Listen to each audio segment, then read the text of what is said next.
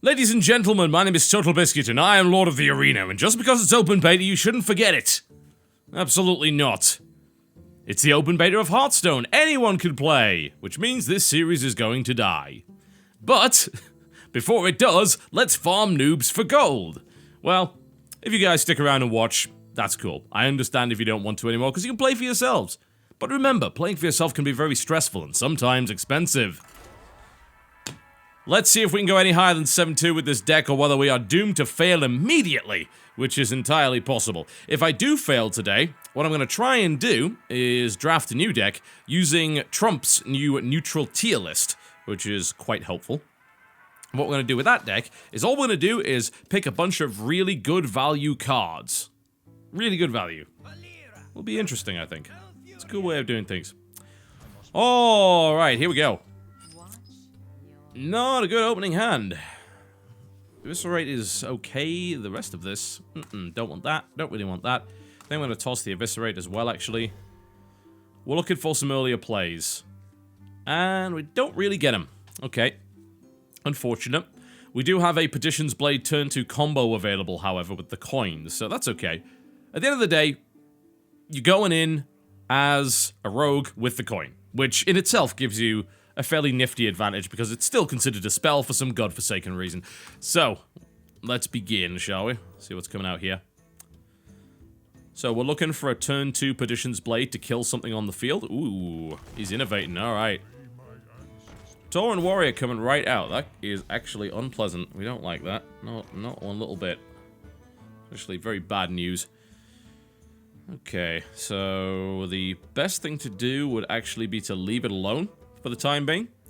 Probably get the knives out on turn 2, then coin into Deadly Poison, and then kill it outright before it can enrage. There's no other really good play. Because if I play Petition's Blade and do 2 damage, it enrages, and then I have to take it to the face. Alternatively, I then have to use like a Fan of Knives after that, and then I give him a turn of doing 5 damage. So, if he's going to do that, then make sure he can't maximize the amount of damage he can do. So, we will go coin, knives, deadly poison, kill it, take 2 damage, and that'll be fine. The other way of doing it would be Defias Ringleader, but that's not a good card to play here because he has 3 health there, so there's too much enrage potential. I don't like it. Alright then, so here we go. Knives, deadly poison, and the straight up kill. There we go. Okay, so we innovated into that, and he didn't really benefit a huge amount, and I actually have a card advantage, so that's fine. I think that worked out well for me. You should have saved that innovate for something more useful. But whatever works. So next turn, we've got Petition's Blade without the combo, which is actually still okay, surprisingly enough. But it's not that great if he doesn't play anything, which he apparently isn't going to. So that's unfortunate. We've got Defias here. We don't actually have that many options, annoyingly enough. We could Fan of Knives for card draw. Might have to, at this point. He's probably not going to play anything that's going to allow me to kill it with Fan of Knives at this stage. I could play Petition's Blade, but then I lose my 3-1 there, so I'm not too big a fan of that. I think we're just going to Fan of Knives for card draw. There we go. So, replace one card with another card that's actually more useful.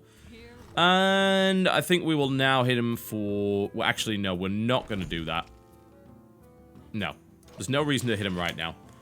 If we're going to use Petition's Blade, I'd rather do it after I lose that weapon. So, I don't see any reason of losing it right now. Don't think that is necessary.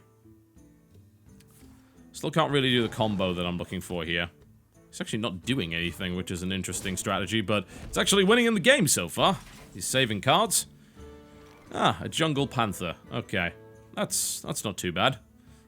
I think I might play that. Yeah, let's do that. And then next turn what we'll probably do is pull a Petition's Blade into Defias, because that plus 2 damage on the direct is not that amazing. I think I'm actually going to knife him now. Just in case I need to do it the other way around. So, if he puts out something that has 2 health, I can Defias into Petition's Blade to kill it. If he doesn't, I can Petition's Blade into Defias. So, that gives me a little bit of flexibility. And I've put out the Jungle Panther, which is a nice little threat there. Did a bit of damage to him to remove that armor. I'm still behind on health, but I do have a card advantage and currently a board advantage. So, let's make that work for us. If need be, if he doesn't do either of those things, I can do a cool thing like throw down the Fen Creeper to protect the 4-2, which is great, because that means I've got a lot of high damage out on the board. It's a bit difficult to deal with. Flesh-eating ghoul. Alright, we can actually kill that, so that's fine. And we should, because if it gets too out of control, it can be a problem. That's quite nice. Getting an Eviscerate into a Perdition's Blade would be okay. We could do Perdition's Blade into Eviscerate. Has a fairly similar effect if we're looking to get rid of the Flesh-Eating Ghoul. The alternative being Perdition's Blade and Stab, which we could absolutely do. In fact, that would do the job, and then into Defias. Yeah, let's do that. Okay. So we're just doing 1 damage to him instead of 2, which, you know, sounds bad, but it's not an enraged creature, so it doesn't really matter. And then we just stab him, take the 2 damage to the face, and then we can play Defias Ringleader after that. I'm tempted not to attack here. In fact, I'm not going to. And you're going to be telling me, TotalBiscuit, what the hell? What are you doing? You're insane. I'm thinking a swipe is a possibility here. So I'm not going to attack. Here's the thing. If he swipes, and if my guy was unstealthed, I would end up taking significant damage. But it looks like Wild Pyromancer might kill me anyway, so who cares? Is he going to play something else? Oh, he's going to go straight in for the claw. Okay. Alright, well, swipe is now no longer a factor, so that's fine. He did pretty well with the Wild Pyromancer. That was a nice little maneuver. Such is life. Never mind. I can stab the Wild Pyromancer. I can then go in for 1. And I think I'll put down the Fen Creeper to protect it. Oh, yeah. Yeah, I can do that. That sounds reasonable. There we go. So I'll take 3. I'm starting to get a bit low, which is a bit of a problem. I also need to bear in mind that around turn 7, 8-ish is when druids tend to play their really big scary creatures. So I'm holding on to things like Eviscerate for that reason, as I need to be able to do damage. And lots of it. Ah, never mind. Use Keeper of the Grove to kill it anyway.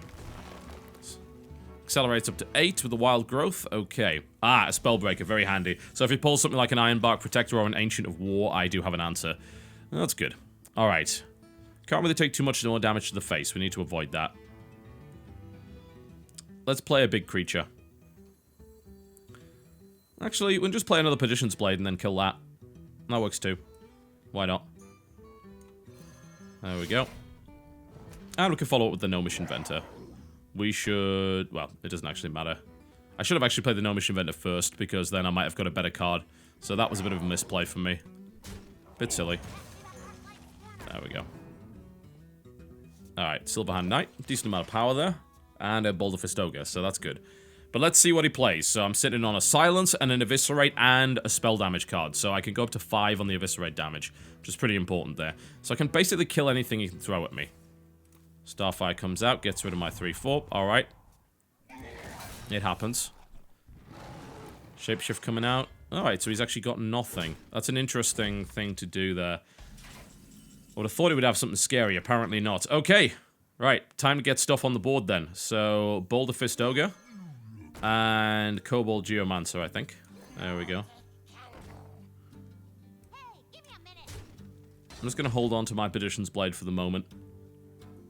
I don't see any need to go after him yet. Alright, we're fine. Let's see if he brings out anything scary. He is a druid, so it's to be expected. That's not scary at all. I guess he doesn't have anything scary. Wild Pyromancer. Defender of Argus. Okay. Interesting. Stampeding Kodo. Handy thing to have here. It's the best way of handling this. So this is an interesting situation. We might have to use that Eviscerate and hold on to the Spellbreaker. The Spellbreaker does break most of the big, scary minions that a druid has. Stampeding Kodo is good here, I feel. It trades well and it kills something off. So we're going to do that. Now I think we might Eviscerate the 4/3. Might still want to hold on to that though. I can kill off all of his taunt this turn. I was hoping that would kill the 2/3, but it didn't. I don't really want to take any more damage to the face. I can Eviscerate for 5 and then kill this off. Alright, I'll use my Eviscerate and I'll keep my Silence. So we're going to Eviscerate. Which one? Which one? I'll take less damage on my Ogre if I kill that. So let's do that. Nothing else trades well anyway with it, so who cares? There we go. And we can kill off the 2/3 as well. We might as well clear the board. There we go. There's that hit, and there's that hit. And then we can at least do some damage to his face. There we go. Okay, so I have a really strong board. It's pretty much immune to most of the stuff it can have thrown at it. At least it's resistant to it. A Starfall here would kill 2 creatures. But I think he is low on options here. So that's looking good. Probably Silverhand Knight Jungle Panther next turn. Just a full-on nuke. Okay, yeah, he's got nothing. Good. In this situation, actually, yeah, Silverhand Knight Scarlet Crusader, I think is the best way to go. So we'll want to start doing damage to his face if possible.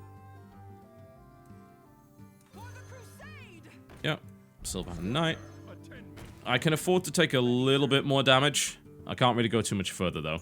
So, what's the easiest way of dealing with this? What can I trade for what? What works with what? Well, I could hit that with a 3-5 and then trade out my 2-2 for it. That sounds okay. Can do that. That's that gone. And then I'll really want to kill his board completely. I don't want it anywhere near me. There we go. And we'll attack with our Perdition's Blade. I can't really afford to take too much more damage to the face now, so... Cool, that gives us full-on board control. Very good board control. And I still have the Spellbreaker just in case he pulls something scary. Let's see what he's got. Mad Bomber. Not bad. Kills off my 3-1, which is unfortunate. It was going to die anyway, though. He was going to just shapeshift and kill it that way. But now he can unfortunately kill my 6-1, because he actually hit that too, so... He got pretty lucky with that bomber. It was a good bomber. Raid Leader coming out as well. Okay, that's fine. I'll trade my 2-1 for that 4-2. And then that won't be a factor. Moggerstone Warden going up would be really helpful here, actually. That's exactly what I'm going to do. So, that goes into that. And then Jungle Panther. And then I think... Do I want to just clear his board completely? I really do. Especially with this taunt up, I can afford to do that. There we go. And then just smack him about. And then bring up new knives. Okay, so he's close to dead. Even if he brings out a scary creature here, he's probably dead next turn because I have a silence in my hand, so... Trying to think if there's any other scenario where I lose from this position.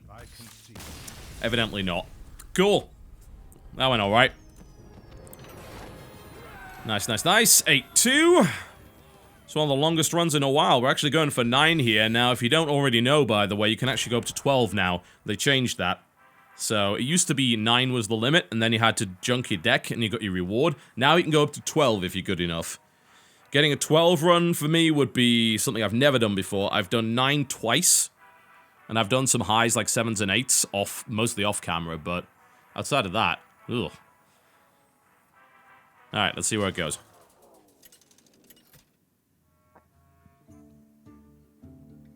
Paladin, alright. Alright. A backstab, but I do go first, so that's not too bad. Probably toss the Deadly Poison.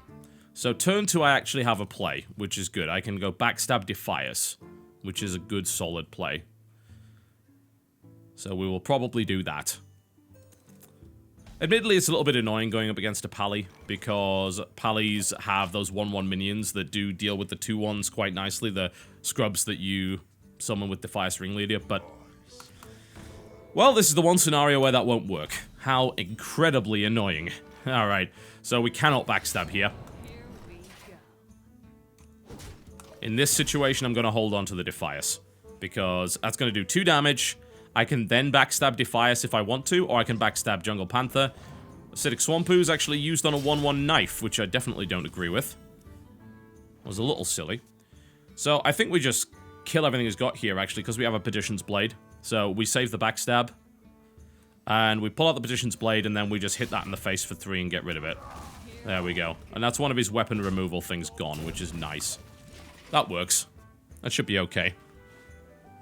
Still have that backstab. It is possible that he'll play another creature that can be backstabbed to death from this position, although he just coined, so unlikely.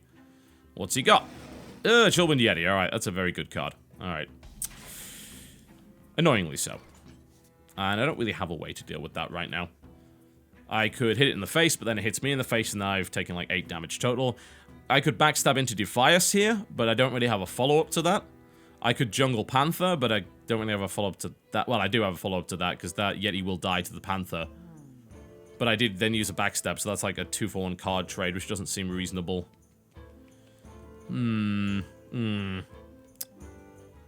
Difficult plays.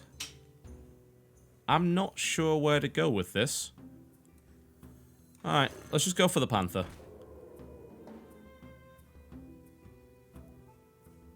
And we won't follow up with the backstab quite yet. If that remains unharmed next turn, I can backstab it and then just trade the Panther for it. But again, suboptimal. I don't really like that, but I might not have a choice. This is... Oh, Christ. Couldn't have killed it anyway, but that really hurts. Okay. We might just be dead at this point. I can Mogashan Warden and at least protect myself, but I can't kill this.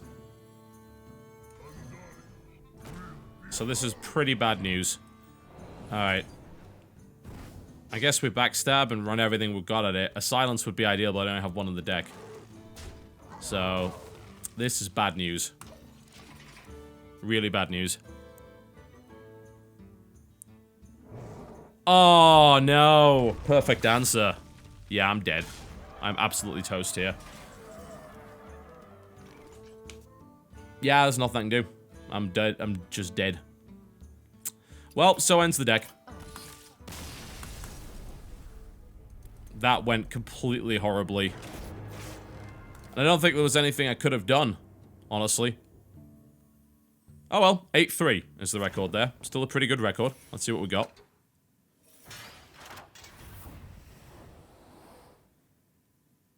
And... okay, 1, 2, 3, 4. Please stop giving common cards. It's terrible, even if it is a gold card. I actually got enough to do another arena run, which is nice, in a pack, but Blizzard needs to stop giving these out. Like, a gold common is garbage. Absolute garbage. It's a waste of a spot. A golden rare, maybe, but no. That's rubbish. So, unimpressive. And, yep, nothing useful, as per usual. Okay, so, we're gonna do things a little bit differently now. Here's what we're gonna do. With the exception of cards that I know are absolutely and totally phenomenal, we're going to draft the next deck entirely based on the neutral tier list that Trump provided over on liquidhearth.com. This means we're going to have a very minion-heavy deck with hopefully a lot of high-value, good creatures that trade well. We're going to do this to try and demonstrate the notion of good trades and value and things like that, and to get myself in the right mindset for playing future drafts. So, let's do that. Alright, so we're going to do a druid for this, and you might be wondering, hang on a minute, isn't the screen a bit weird right now? Yeah, I had to slightly resize things because I'm doing things out of a window for this, because I'm hopping between tabs. So, we're going to combine two tier lists. We're going to use Trimps... what, Trimp? Who the hell's Trimp? Sorry, I think I was combining Trump and Crip there. Yes, Trimp. Jeez, I'm never going to get over that one. Okay, we're going to use Trump's common arena tier list. That covers the neutral common minions, okay, which is the majority of what you're going to be taking. And we're also then going to use Anti-Gravity's arena draft list for druids. So we're going to be looking at druid rares and epics and things like that. So we're going to combine the two to try and get a feel of what's going on. And for removal, I'm only going to take the really good stuff. I'm going to take Swipe, and I'm going to take probably Starfire, and that is, I think, going to be it for removal for the druid, because the rest of it's not kind of premium level, really, really good value removal. So, this is how we're going to play it. Alright then. So, a Force of Nature, a Sea Giant, and a South Sea Captain. So we have an epic here. So let's consult Anti-Gravity's arena draft list and see what they have to say for themselves. So, the Force of Nature is considered above average alongside a Sea Giant, interestingly enough. They're actually both considered to be on the same tier. South Sea Captain is considered to be usually bad. So, of these choices, these two are above average, and this is bad.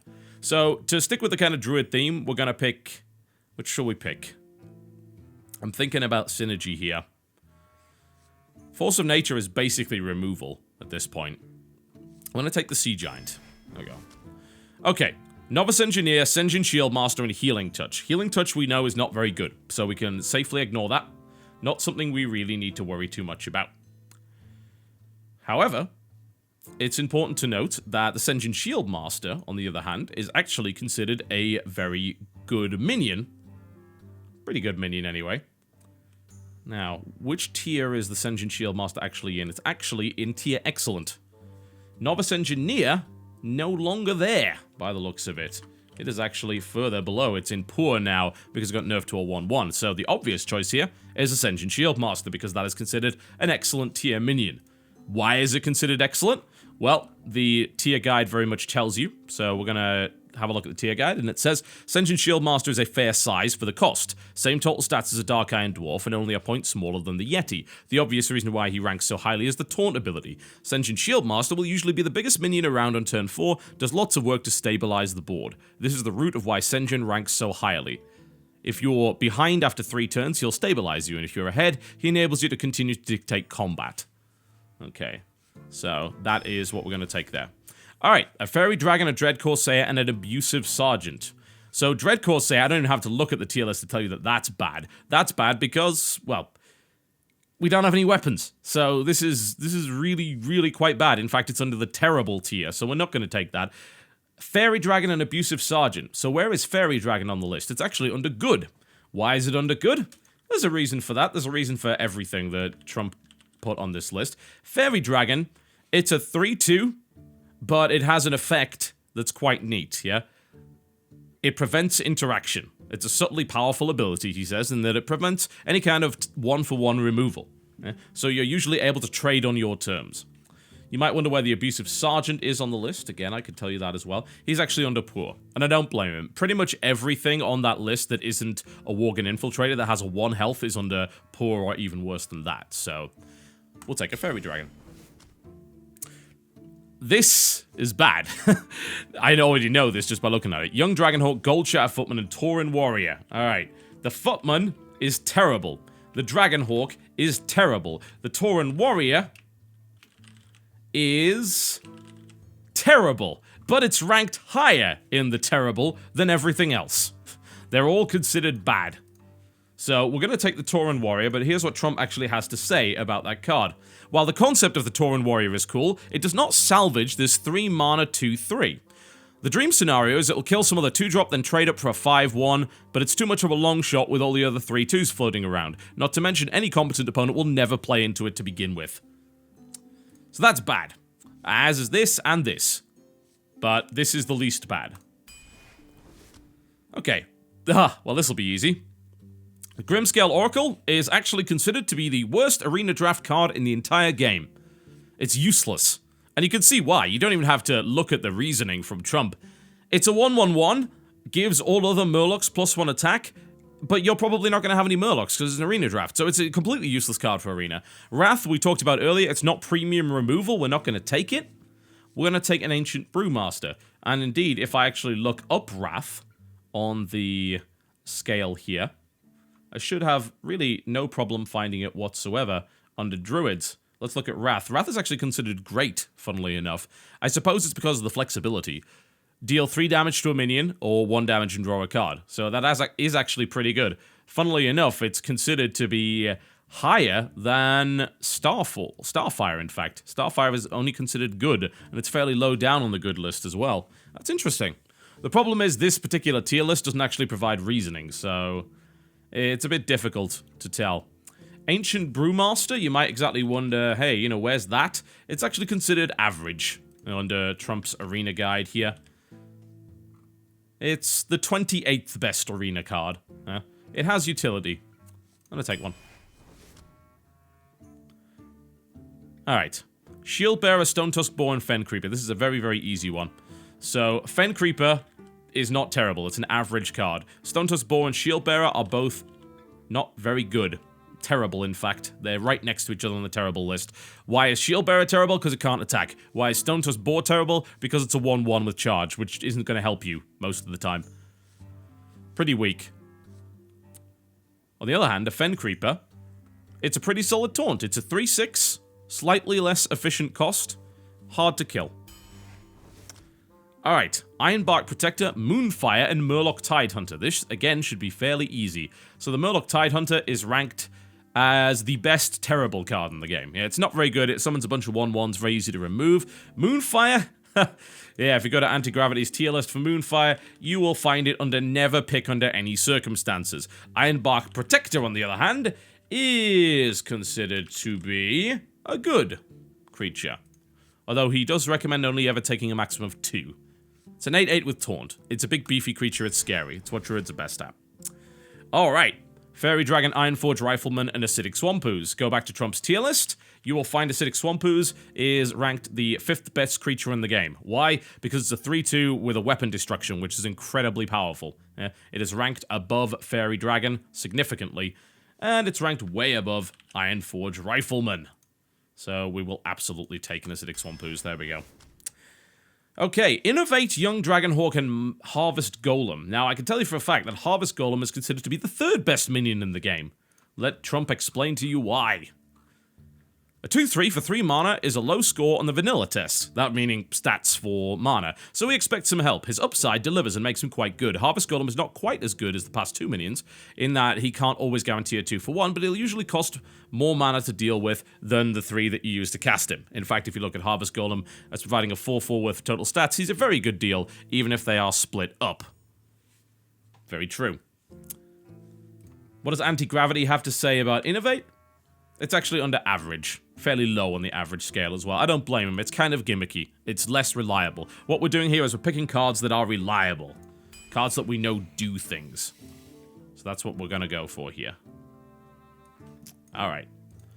Gadgetzan Auctioneer, Keeper of the Grove, and Ravenhunt Assassin. Okay, so these are rares, so we can't refer to Trump's tier list about this, so we're going to have to look at anti-gravities here. 4 druids, specifically. So I can imagine that Gadgetzan Auctioneer would be fairly good. In fact, it is. It's above average. Ravenholt Assassin is considered to be average. And Keeper of the Grove is actually considered to be a top pick. Why is it considered to be a top pick? 2/4, bit difficult to kill. Deals well with those 3/2 minions.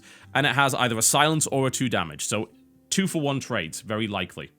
So that is considered to be the best card out of those selections. And in this case, if we consider the way that this deck is built, it doesn't have many spells, meaning that Gadgetzan Auctioneer is not that helpful. So Keeper of the Grove is the right pick. Scarlet Crusader, Harvest Golem, and Stone Tusk Boar. Okay, back to Trump's list. What does Trump have to say about these? Harvest Golem, again, is very good. Scarlet Crusader is actually also considered excellent because of its Divine Shield. The explanation of it is really quite simple here. It's a 3 mana 3/1, which is usually unplayable, but because of Divine Shield being a very powerful defensive ability, it basically has 2 lives. So it can attack twice, and it can trade 2 for 1 very well, although it does go down to stuff like Earthshock and Shadow Word Pain. So that's a bit of a problem. We're going to take a second Harvest Golem, because it is ranked higher on the tier list, and we trust the tier list. Okay, Armani Berserker, Youthful Brewmaster, and Mad Bomber. Alright. Well, Mad Bomber is actually quite high. It's the 2nd ranked of the good tier, which is tier 2. Youthful Brewmaster is ranked about 6 under there, and Armani Berserker is ranked under average. We will take the highest. Now, if you want to know what Mad Bomber does, or why Trump thinks it's quite good, he says it might have a random element, but it's still quite good for a 3/2 for 2 mana. The aspect of Mad Bomber, which you can control, however, is what type of a board you play him onto. On turn 2, the 3 damage will hit heroes in the vast majority of games, so it's fairly irrelevant. Later in the game, where the battle cry is perhaps more detrimental, you can play your attacks to minimize the chance that he hurts your board, popping your own Divine Shields, trading off 1 health minions, and so on and so forth. All in all, Mad Bomber's effect is random, so it's as likely to hit your opponent as it is to hit your cheap 2. However, it is fairly consistent. Alright. So we're going to go for Mad Bomber. And you might wonder, well, how on earth is an RNG card consistent? Well, it's a 3/2, so it's consistent in that respect. And it can be good value. It's also a fun card to play, so... Alright. Argent Squire, Acolyte of Pain, and Gnomish Inventor. To the tier list. So, Argent Squire is actually under poor. In fact, it's very, very badly ranked. This is the kind of thing that would work well maybe in a Paladin deck, but we're talking about an arena. You can't guarantee things like that. Gnomish Inventor is still under excellent, and Acolyte of Pain can be found at the bottom of average. So I think it's a very obvious choice here to go with Gnomish Inventor. 2/4, draw a card. Here's what Trump has to say about it. Gnomish Inventor is an interesting case because a 4 mana 2/4 is unexciting, but the words draw a card are all any TCG player actually wants to see. So that's very nice there. 2 attack will often kill something when it's on the board. It will often kill a lingering minion if played on turn 4 and later win the game. There's a higher chance that you can play the card you drew with your leftover mana because it's not that expensive. So, it's a good pick. Alright. The Shattered Sun Cleric, and then 2 Druid cards. So, if we look at Shattered Sun Cleric, you'll actually find it's still very, very high up on the list, even though they nerfed it. It's the 4th best card in the game, according to Trump. And then you've got Starfire and Mark of the Wild. Now, Starfire on this tier list here is actually only ranked good. So you know what? I think we're going to take Shattered Sun Cleric. Mark of the Wild is, if I can't imagine that being very high. No, it's absolutely not. It's under average. We're going to take the Shattered Sun Cleric. Minions, minions, minions. Good minions. All right. Let's have a look. Well, in this case, we actually do need a bit of endgame meat. And Boulder Fist Ogre does rank higher than a Fairy Dragon. Why does it rank that high? It's actually the 9th best arena minion in the game, according to Trump, at least. By this, by the way, I'm talking about commons, not rares and everything like that. Neutral commons. Boulder Fist Ogre, the big text box may appear blank, but he has the invisible keyword big. Much like the Chillwind Yeti, big is not an ability that should be overlooked. Unlike the Yeti, however, Boulder Fist Ogre at 6 mana is not guaranteed to be a cast every game, and has to do work if you're behind. That said, it crushes the vanilla test for stats at 6, and almost guarantees a 2-for-1 if you can actually cast him. He is, however, more vulnerable to Shadow Word Death, which is why he ranks below the Chillwind Yeti. A solid play. Let's take him. Stunter's Boar, Abusive Sergeant, and Innovate. Bad, bad, and slightly less bad. So we're actually going to take an Innovate now, I think. Both of those cards are considered terrible by Trump, and Innovate is considered average by Anti-Gravity, so we're going to take that. Naturalize, Razorfen Hunter, and Soul of the Forest. Oh, this is going to be an interesting one. So Razorfen Hunter is considered to be average. It's towards the bottom of the average tier, that being tier 3. Naturalize is awful. It's actually, it's considered to be one of the worst spells in the game for Arena here. And Soul of the Forest is considered to be above average. So the obvious pick here is a Soul of the Forest. There we go. I can't tell you about that because it's not on Trump's Arena tier list. Because, of course, it's a Druid minion. Alright, Mogashan Warden, Loot Hoarder, and Wild Growth. This should be a fairly easy pick, I think. I already know that I think the answer to this is Loot Hoarder. Mogashan Warden is considered terrible. Why? Well, there's a couple of reasons. It's very vulnerable to stuff like, say, Stampeding Kodo. It dies to Shadow Word Pain. It doesn't really do any damage. It's not that useful for 4. You know, you're better off with a 3-5 than a 1-7, because a 3-5 actually kills things. So that's something to consider. Loot Hoarder, on the other hand, is considered to be the top of tier 2, that being the good tier. Why is it considered to be the top of the good tier, you might ask? I can tell you. It is considered to be top of the good tier because it's a 2-1 and it gets you a card. You're more likely going to trade and get something for it. He says that at 2-1 stats, it provides some decent impact on the board. It's still vulnerable to many hero powers. The one advantage Novice Engineer has over Loot Hoarder is that the Loot Hoarder is a worse draw late game when you just want to cash in your card right away. But there you go. So that is the Loot Hoarder. We're going to take it. Okay, Kobold Geomancer, War Golem, and Savage Roar. Alright, Savage Roar. Savage Roar can be pretty good. That I know for a fact. But only in certain circumstances. It's considered very low average in the arena because it's a very circumstantial kind of card. This doesn't do anything unless you already have board control in the first place. It's a similar logic to something that Trump said in the past about Bloodlust. It's like, what's the point in Bloodlust? Because Bloodlust just lets you... If you're already ahead, that's when you want to play Bloodlust. If you're behind, Bloodlust doesn't do anything for you, so it's useless. So, it's a fair point. Now, you might wonder where the War Golem is on the list. It's actually considered low average, and I don't really blame Trump for putting it there. It's 1 more mana for a 7-7 instead of a 6-7. And here's the big thing about War Golem that you might not necessarily consider. War Golem has 7 attack. That means he can be big game hunted, and you'd be surprised how often that happens in Arena. So that's not too good. Well, what about the Kobold? That any good? Not really. Kobold is actually on the poor tier. It is considered to be worse than the War Golem. So I think we're going to take the War Golem because the tier list says so. Questing Adventurer, Keeper of the Grove, and Abomination. Alright. Well, in this case, I think it'll probably be another Keeper of the Grove.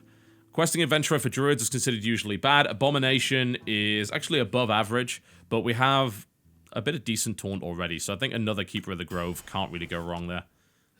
Okay. Stone Tusk Boar, we already know is bad. Ogre Magi. Would that be much use? You might wonder. Well, it's considered poor, and rightfully so. A 4-4 for 4 is not that great. The spell damage aspect is quite nice, but I don't have many spells, so it wouldn't really help that much. I think we have to take a second Innovate there, which is quite nice considering we have these big creatures. We can hold the Innovates to get these out earlier. Okay, Southsea Deckhand, Claw, and Swipe. Southsea Deckhand is considered dreadful. I know that for a fact. And I don't have a weapon, so there's no value there. Swipe. Now that, on the other hand, is considered very good. Let's see where Swipe is on the tier list. Swipe is considered always pick under every circumstance. Claw, on the other hand, is considered merely great, so I'm going to take a Swipe. Nightblade. Nightblade. Now, Nightblade is considered terrible. You might want to... Maybe you want to know why. Let me read this out. Nightblade as a 5-mana 4/4 needs a bit of help from the text box to be playable, and it unfortunately doesn't get there, as direct hero damage effectively does nothing unless you are already killing them, at which point 3 damage is irrelevant. That's the logic. So you're paying 5 for a weaker Yeti with a useless ability. So that's not too good. Then you've got Armani Berserker and Flesh-Eating Ghoul. So where are they on the list? Well, Flesh-Eating Ghoul is smack bang average, and is slightly above Armani Berserker on the tier list. So we are most likely going to take that Ghoul. It fails the vanilla test. However, minions do die quite often, says Trump. The turn after you play your Flesh-Eating Ghoul changes how your opponent will play their combat. So that's quite nice. When you get a chance to attack, Flesh-Eating Ghoul will usually be bigger than 2/3 and will usually trade up. We'll take the Ghoul. Alright. Abusive Sergeant, Iron Beak Owl, and Healing Touch. Ooh, alright. Not a great selection. Iron Beak Owl is actually considered the lower end of poor, and you might think, well, why is that? Well, in my personal experience, the silence is nice, but it's actually too weak. Iron Beak Owl edges out some of the other 2 ones because of its immediate and respectable ability, says Trump. Silence alone isn't really worth a card, however, and against many heroes, that's all you can expect from Iron Beak Owl, because this thing can get killed by rogue abilities, druid abilities, and of course mage abilities on the hero power alone, not to mention any other form of removal. But the weird thing is that outside of everything else, it's actually better. So Healing Touch is considered terrible under Anti-Gravity's list. Iron Beak Owl is kind of terrible, and Abusive Sergeant is also kind of terrible. Abusive Sergeant, however, is under usually bad. So not always. Healing Touch is under terrible. Iron Beak Owl is actually also under usually bad. So if we go by the tier lists, Abusive Sergeant actually wins out here. And we are watching that tier list. Okay. Ironbark Protector, a Bloodfen Raptor, and a Mark in Nature. So, it did recommend 2 Ironbark Protectors if possible. They are considered good minions. And then you also have the Bloodfen Raptor, which is considered average. On Trump's tier list, the Bloodfen Raptor is actually the lower end of good. Interestingly enough. So, it might actually... Since this is a little bit... I don't know. Maybe we take a second Ironbark. I'm a bit worried about how top-heavy this deck is, though, so... Alright, we'll take the Ironbark. We've got some good 2s already. Jungle Panther, Wisp, and Magma Rager. This should be interesting. If I recall correctly, Magma Rager is considered one of the worst cards in the game. And Wisp is considered the 2nd worst card in the game, so... Not great. The reason why people don't like... Well, here's Magma Rager. This is the explanation by Trump. If he had charge, this guy would be great. But he doesn't, so he isn't. It doesn't matter how high your attack is, 1 health is unacceptable. When you're playing Arena, there's way too many ways it can trade horribly against hero powers that do 1 damage. And Wisp... You shouldn't even need to know why Wisp is bad. It's absolutely awful. So we're going to take the Panther. Alright, we've got a few cards remaining here. So this is our curve, kind of going up to 4, then drops down to 5, and then it's got the big heavy stuff towards the end. That's actually not that bad. Although I would like some more 2s. Alright. Bloodsail Raider is considered poor, unless you have a weapon. Booty Bay Bodyguard is considered even worse. And Naturalize is terrible, so since we actually need some earlier game stuff, we take the Bloodsail Raider, because hey, sometimes in Arena you don't get what you want. But if you try sometimes, you can get what you need.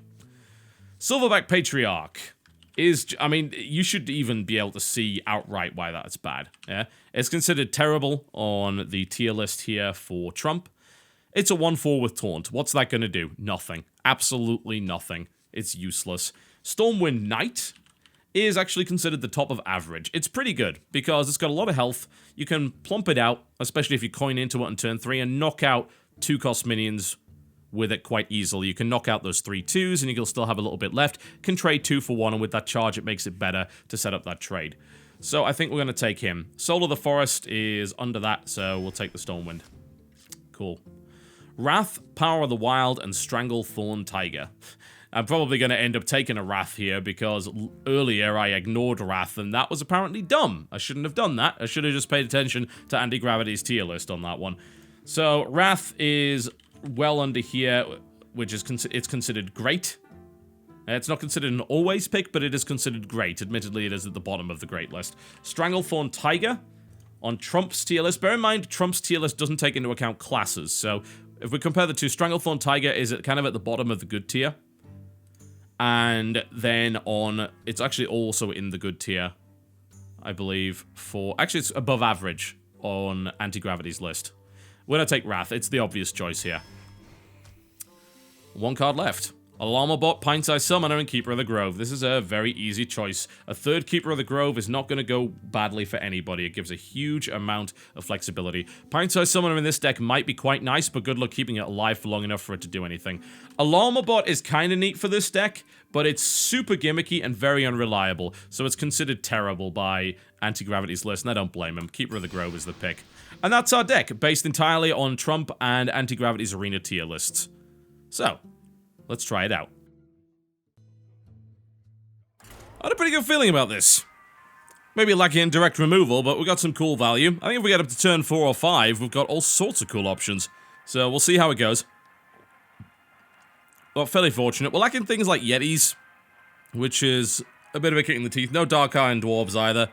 But we do have some good stuff in there. Couple of Harvest Golems, always nice to have. Alright, let's see where it goes. A Druid! Alright. Let's see how and where this goes. Alright, not the best opening hand. Although an Innovate does allow us to... We can actually coin Innovate, which would allow us to play a 3-cost minion on turn 1 if we wanted to. Which can work. I think we'll throw the Fen Creeper and the Shield Master. Hold on to the Keeper of the Grove for flexibility, and then see what else we get. Alright. We could actually get a Harvest Golem on the field immediately. Which is actually pretty good, in my opinion. I thought we're Tauren Warrior, which... You're not going to coin and innovate Tauren Warrior, are you? Well, actually, we could coin and innovate straight into a Keeper of the Grove, but... I think we're going to just innovate. We'll keep the coin for later. And we're going to play the Harvest Golem. There we go. It's a really strong creature to open with. Deals well with pretty much everything. So, I don't see a problem with that. Then we have the coin for turn 2 if we need it. Alright, cool. So, he can't do anything. Good. So, we can start to put the pressure on. We have a coin if we want it. We really don't. We don't need it either. We can play a Bloodsail Raider. So, we already have something we can play. Cool. No problem. At all. And then turn 3, we've got the Tauren Warrior. If we need to, we can coin Keeper of the Grove. Which actually is really useful here. Ish. It's kind of useful here. Mostly useful.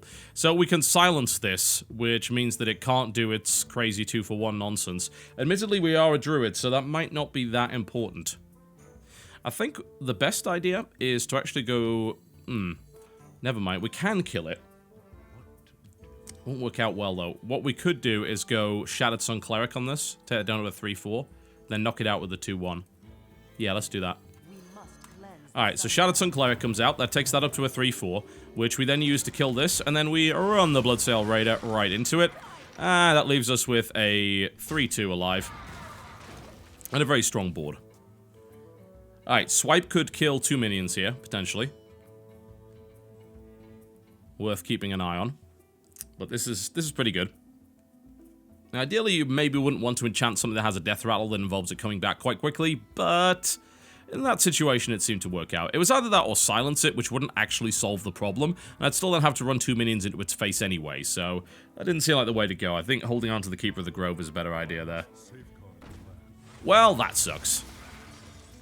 But he actually brought back 2-1, so, you know, it was going to happen. Okay, we actually have an Abusive Sergeant here, which is very useful. I can actually use that on the 2-1 to kill off this 2-4, which is great. And that's exactly what we're going to do.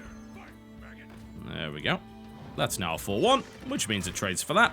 And then we toss down the Tauren Warrior, and we do 2 damage. Oh, there we go.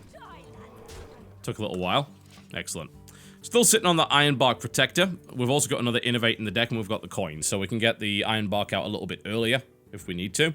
We have a really strong board. A Swipe would murder it, though. So, the hope is that he doesn't have one. A Swipe would kill 3 creatures here. And he doesn't have it. Great. Good to know. Now, we can do something kind of cool here. And we might Yeah, I think it's the best bet. So what we can do is we can do 2 damage to this minion, which actually enrages up to a 5-1, and then we trade. So let's do that. Moonfire. There we go. That enrages that to a 5-1. That then trades straight away for that, which is kind of cool. And then we hit him again in the face. There we go.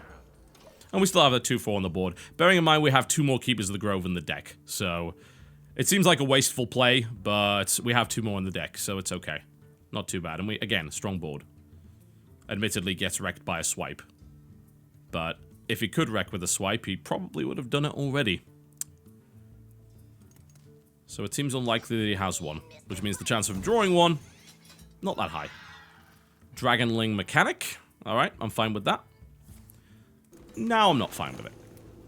I took that up to a 3-4. 4-3, in fact, so it's a little annoying.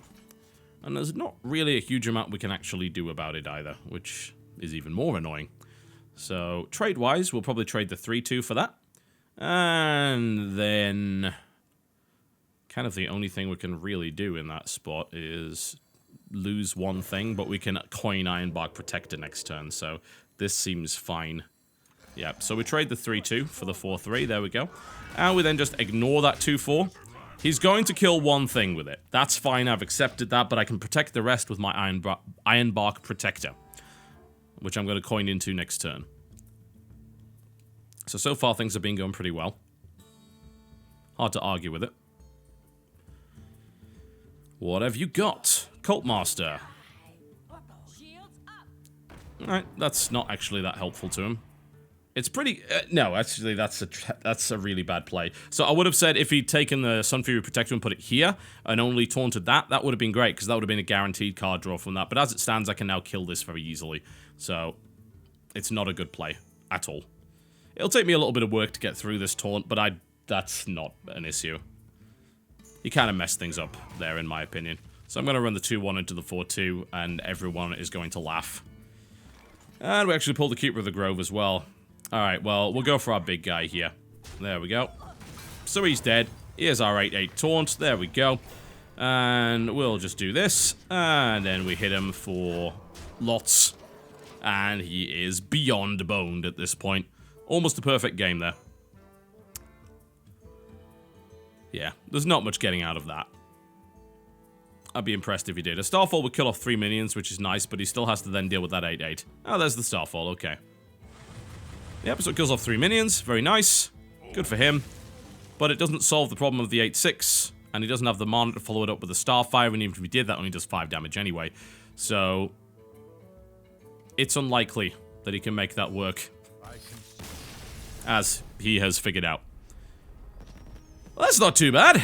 I'm looking forward to playing the rest of this deck. I think it could work out fairly well. So there you go. My name's been TotalBiscuit. This has been Lord of the Arena, and we will see you next time.